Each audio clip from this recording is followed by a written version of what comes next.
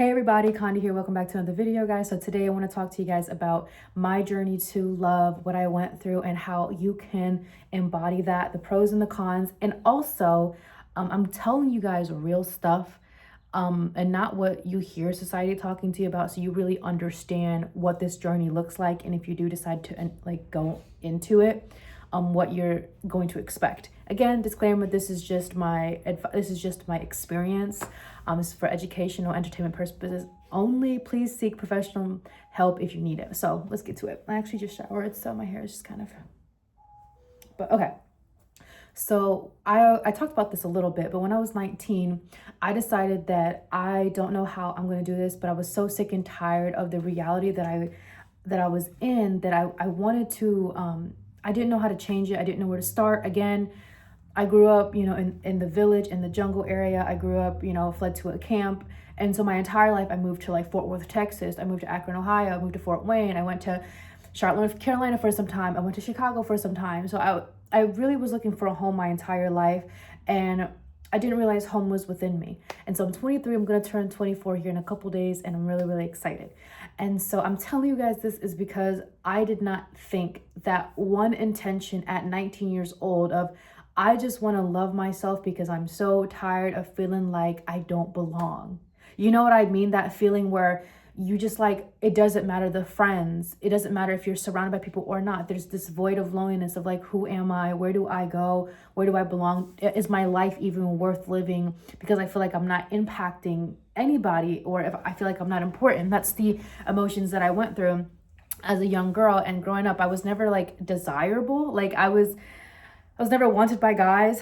I was always the tomboy. I really could pull off being a Filipino boy if I wanted to, because my glow up didn't happen until really junior year of high school.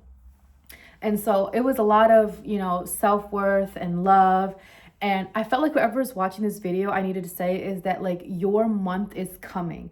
After all this night of the dark soul and the storm and just trying to figure yourself out, relationships that taught you what love is not, or businesses that taught you how to do things ethically, you're finally stepping in a point in life where you've had enough and it's time for you to receive the love. But you cannot receive something if you've not gone through. Okay. And so when I made that intention at 19 that I was going to love myself, I had no idea what that looked like. And that's how life is. And I always say this too, is the first person to give a man his first degree was a man without a degree. You are the creator of your reality, meaning there's no fine blueprint on how to be a human being.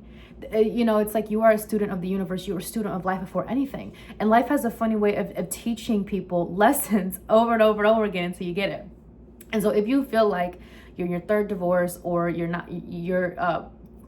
quote unquote failed relationships, or your business is not going well, you don't know where you're going to go, perfect. You're where you need to be, because now we can actually think and come up with a way of where you want to go by following these three simple steps. And again, I first wanted to say that this is just my experience. I was taught by God. God has a funny way of teaching me things, experiences, and lessons that society would be are you sure God taught you that? Okay. So how I learned love was I took care of disabled clients, and my energy shifted of I'm here for a paycheck to how can I serve? How can I consider? How can I give to this client, right? And so when people think about the idea of love, they think that it's this lovey-dovey feeling of oh my God, bubbles and rainbows, but it's not actually that. 99% of the feelings that you feel with love is just muck.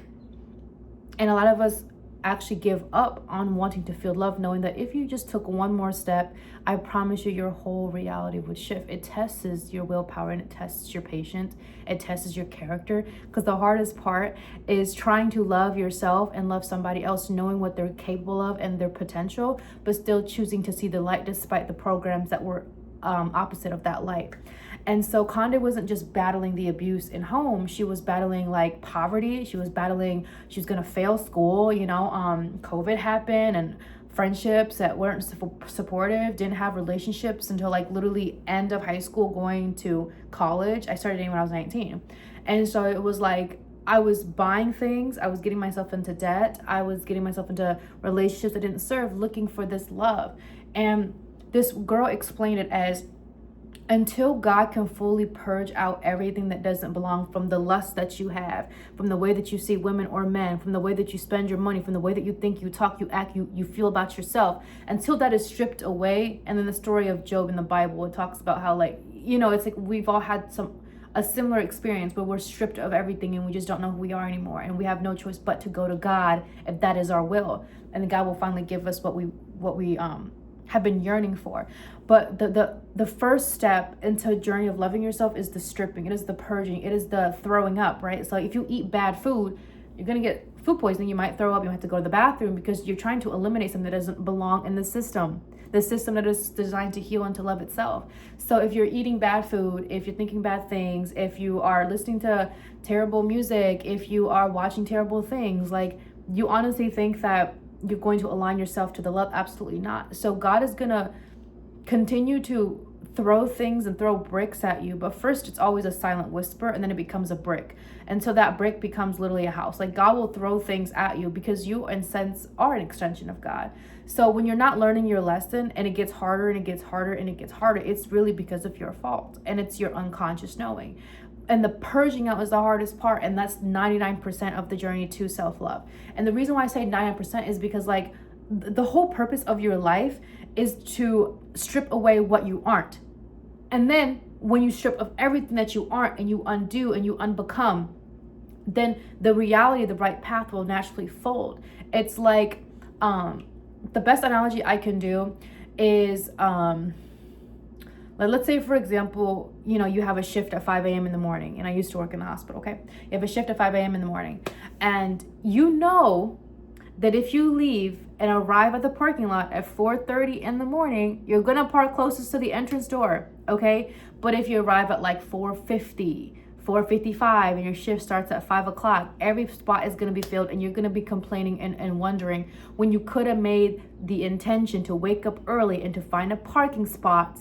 Okay, so that way you align yourself, that way you're not rushing, that way you're not stressed out. And that's how love is. It's like when we continuously do things, eat things, think things, attract things that aren't love, it's gonna get harder. That's why it takes some people 6 years and some people 3 months to embody love. It's because the willingness to tolerate darkness over and over and over period of time, and then when you reach rock bottom, it is the undoing of the darkness. So if you experience trauma for like 25 years, like, it's gonna take you a lot longer because the intensity and the depthness, and no amount of money, business, entrepreneurship, no amount of gym can ever solve the fact that it's gonna take time.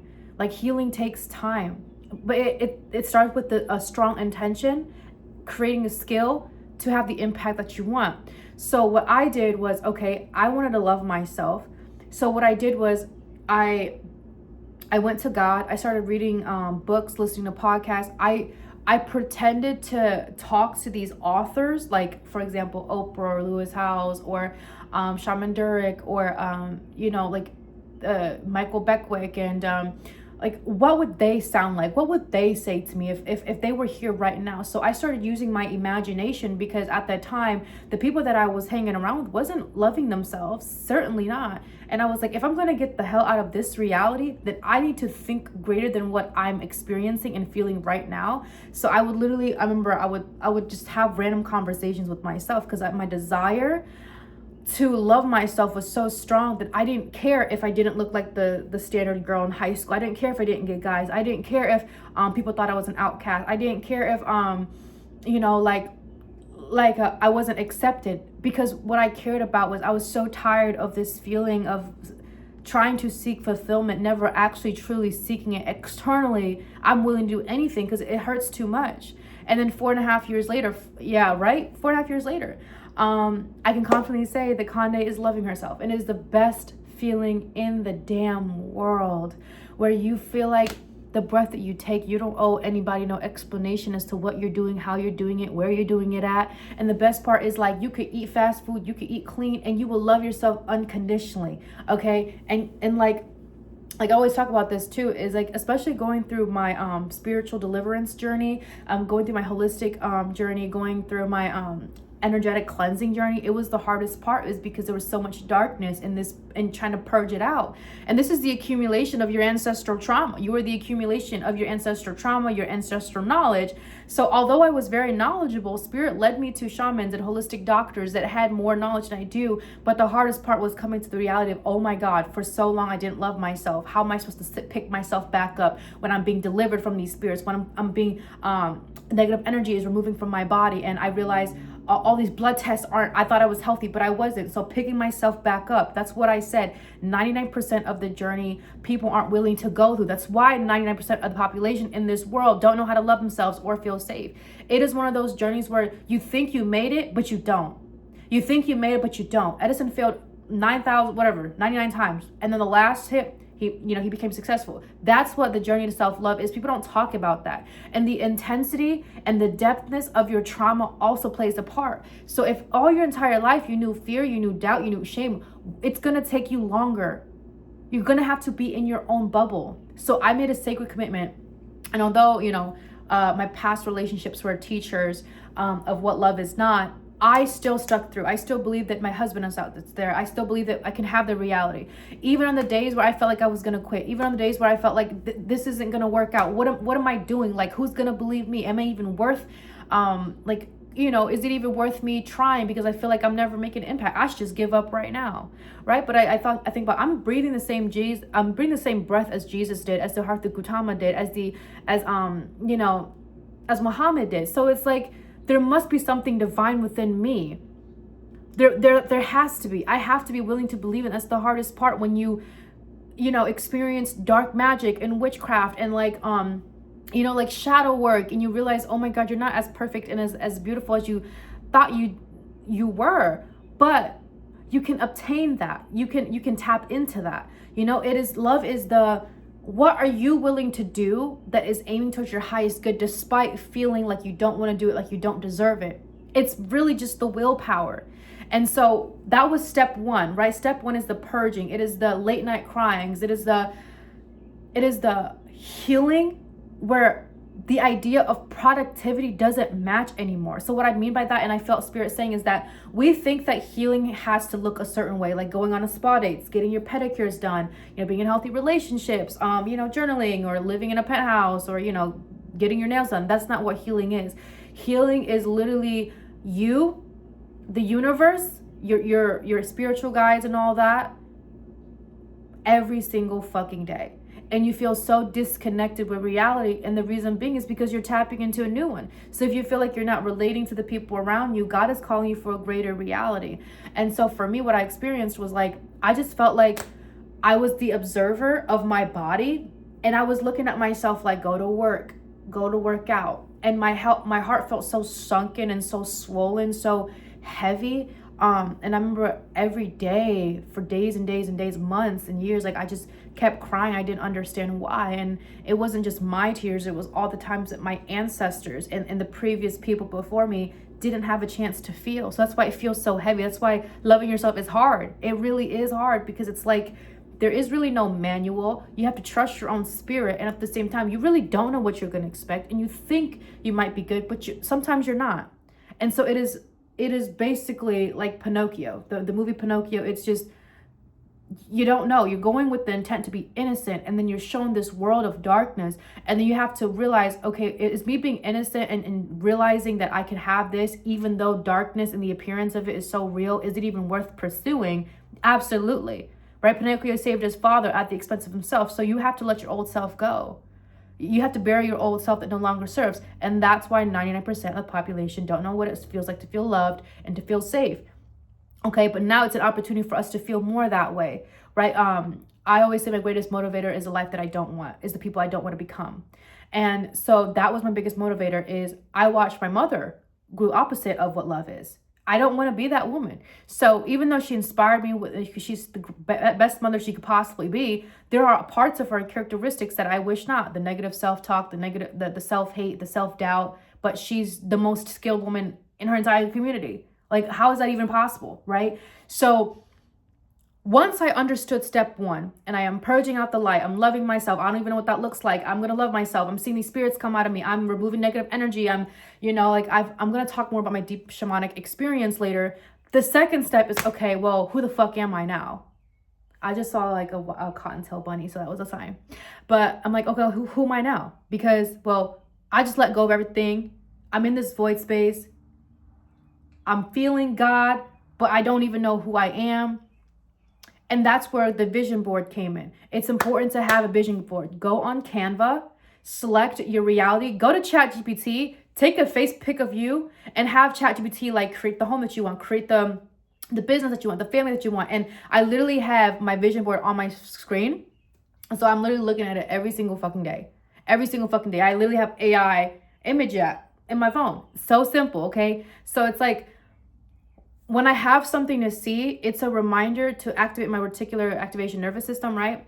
That my brain can't tell the difference between past and present, what's imagination, what's not. So if I constantly see it every day, I'm just going to believe it. And plus, I can believe it because I now let go of the old stories that told me that it wasn't lovable. Now that it doesn't have a say in my life, I now have the ability and the space to look at my phone. And if I'm seeing this woman in a business suit, or I have the house, or I have the children and all that stuff, I now have no choice but to believe it, because those thoughts in the past don't define me, because I let that go. Does that make sense? That's why the purging, 99% of it is hard. Okay. And then the step two is, okay, creating and inventing the new version of yourself. So I read Mental Detox by Dr. Cheyenne Bryant. I read Emotional Intelligence 2.0. I read How to Love Yourself Better. I read The Alchemist. I listened to Catherine Pius's book. So I listened to podcasts. I listened to just healthy music, that adds to my soul, country music. I still listen to rap sometimes. And I'm simply telling you guys this is that, like, I surrounded myself in aspects of people that I admired, right? I love the way that Dr. Cheyenne Bryant is so educated, and she's also so full of life. I love that about her. She gave me the permission to pursue knowledge in the way that is comfortable to me. Okay? And I love the way that Chantress Seba, Singer of the Stars, her voice is, and how she's tapped into spirit. So I listen to her music. It's so beautiful. I love the way that, like Erin Lyons and her quantum and her mind and the positivity and like tapping into different characteristics of people that I admire the most and embodying that in me. That's the reinvention of the self. And the third step and the best step is after the night of the dark soul, you can call it, or the awakening and the aligning, you finally get to experience it. That's why I say 90% of the work is literally in the first phase. Like literally 0.5 is in the second phase, because now you'll naturally align, and it'll be easier because there's nothing stopping you. No programs, no habits, thoughts, patterns, beliefs that's stopping you and blocking your hindrances. And then you get to actually experience that. And for me, and me being honest, it took 4 years. 4 fucking years of hell. I was still working. I was still posting content. I got myself into relationships, got out of it. So all my life was constantly figuring out, doing, never giving up, grit, tenacity, resilience. And then finally, I got to rest. Like, the hard work is done. I get to rest now. And I also made a sacred commitment to spend 1 month in a state where I feel joy, I feel love, because the partner that I want to attract, the life that I want it to be full of joy and full of peace and full of love. And Conde for so long lived a life literally not of that, right? I'm 23, but God, like, I finally experienced what receiving and joy and femininity feels like right now, guys. That literally looking back, it was like, I thank Conde and I applaud her, because she had no choice but to be that with the skills that she had and the knowledge that she knew. And I don't know how she did it. It's like once you step into that powerful version of yourself, you look back and you're like, how did you do it? How did you work 16-hour days, 20-hour days? How did you live in your car? How did you pick yourself back up and see your worth when a man told you that he lusted for you and wasn't in love, and now your innocence is robbed? How did you see that you are a woman of God when a man looks at you and realizes that he lied to himself and lied to you this entire time, and now you have to pick yourself back up 3 times, right? And so it's like, Conde, like this is the journey of love. It's not something that you just read a book and the next day it's all healed and there's no more trauma. It's the continuously proving to yourself and being your own damn defense attorney in a court case. You trying to win the love. You trying to embody the love. And I always talk about this analogy of like, imagine yourself, you're in a courtroom, okay? You are your own defense attorney. Okay, and you have the prosecutor who is just shaming you and using your resume of the past consistently, and you just feel like you're beat. This is the hardest case. It's the case against your own life. And how you win it is to understand the prosecuting attorney is only operating, right? The shadow prosecuting attorney is only operating from a state of past. So if you decide to be present in the moment and know what you want, and receive the information from the future, whether it's through books, podcasts, going to the gym, trying a new diet, whatever that is, you win your case over time. But you have to be diligent and consistent because perfect practice makes perfect. And so 4.5 fucking years, I fought for my life. I physically fought for my life, spiritually fought for my life, right? You guys heard my witchcraft journey, my remove negative energy journey, and my self-worth journey. I was at my lowest point. I was purging out everything. And you know, there were times where I thought this was my soulmate, didn't work out. I thought this was the business, didn't work out. So I kept trying, kept going. But I won my fucking case. And it wasn't until really today that I realized I don't hear the voices that are telling me that I'm mad or I'm crazy or I'm not enough. I don't eat things that are harmful as I used to before because to validate that belief. In fact, I'm choosing love. I'm choosing light. I'm choosing joy. I'm getting stronger into my prayer life.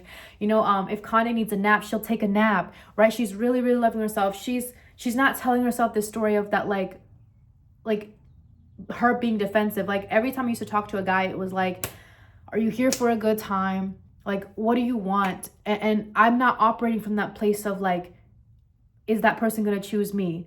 Are they going to leave or are they going to stay? I don't know.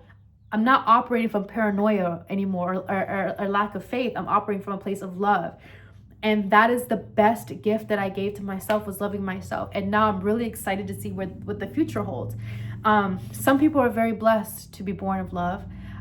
Although God made us in the image of him and, you know, we're born from love, that's not necessarily true. The world will tell you that you're born from love. No, not really. Because if you really think about it, you're born in the frequency of which your parents conceived you. So I always talk about this is like, my mother had a really, really tough pregnancy, escaping war, genocide, moving to a camp, you know, didn't have a job. My father, they were going to throw him in jail and all that stuff. And so out came me. Like, I was a hothead, a mess, a child that was just angry and aggressive, very paranoid, you know, very hard to bond with. I bit my mom's nipple off. Like, I was very, very angry baby. And what do you think happened? The way that a child is conceived is passed on. So my entire life, I was unconsciously seeking that fear, that shame, that guilt, that worry. And it wasn't until when I was 22, you know, going to 23, that I was like, I'm fucking tired of this. I've had enough. I'm so sick of reality. I gotta do something. So even if I have to let go of relationships that I thought were my everything, that's okay too. I will never let a boyfriend stop me from my husband. Even if I have to lose this weight and I'm looking at my belly roll and I'm sitting on the toilet and I'm like, is it ever gonna go? I don't care. But the pain that I've experienced was so great, I don't ever want to experience it. I've had enough. And that was my catapult. And so I'm sharing with you guys is that this is what love is. This is the veil before you experience love. And society makes it into this like beautiful experience where there's no suffering and like it's like we're almost escaping the work needed to do to experience love, to embody love, which is so crazy to me. It's like, why would you ever want to trust a doctor that doesn't go to school, that doesn't have the actual experience, that doesn't have the wisdom, right? It's like that's what love is. It's like you have to go through what love is not to get to love. And unfortunately, some of us are in that reality where we're born into such a low frequency. And when you raise your frequency, nothing negative can ever cling on to you anymore. And so you become the best version of yourself, right? And it's the willingness. It is the clapping and winning the battle in your mind, in your heart, in your spirit every single fucking day. And you feel like you're going insane. and you don't know how you're going to get through it, but you just know there must be something out there. There must be a life where you wake up to your partner and they choose you and they choose to stay. There must be a reality where you get to have kids, where you get to live your dream and travel the world and make an impact. There has to be something greater than what you're experiencing now. And I felt like I had to tell you guys this too, is like, I would see couples and you know, older couples and young couples like be engaged and have their promise ring, and like old couples sitting on the bench. And I'm like, I still didn't believe in love, right? That's how deep this program was. I'm like, it was right in front of me, but why am I not believing it? And so that was where the purging had to happen. And now it's like, I get so happy when I see couples, you know, just loving each other and like kissing each other, and like old couples walking down the park. It's just like, that was how deep the program was and the journey was, is that I was trying to defend something that wasn't even of my own. And the responsibility to combat that, and no one will know. That is the hardest part. That's why 99% of the people stop loving themselves, stop wanting to feel safe within themselves, because it's one of those things where like no one's going to do it for you. You can't pay a Pilates class. You can't. Like you have to do the fucking work either way. And now looking back, it's like, I'm strong because of this. Like, you know, I'm strong because I went through this journey. I'm strong because I decided to love. I'm strong because I decided to give. I decided to be light. And that is why I made this video, is to give you the reality of what loving yourself actually is, and understanding that you were a student of the world before anybody told you if you were a parent, if you were somebody's daughter, if you had this degree or whatnot. Like, one day you're going to be old and you're going to be laying your deathbed. And the way that you feel about yourself is the most important investment you could possibly make. So I encourage you to love yourself like your life depends on it, because it absolutely does. And like I always say, be fruitful, go forth and multiply Christ consciousness. I love you guys so much.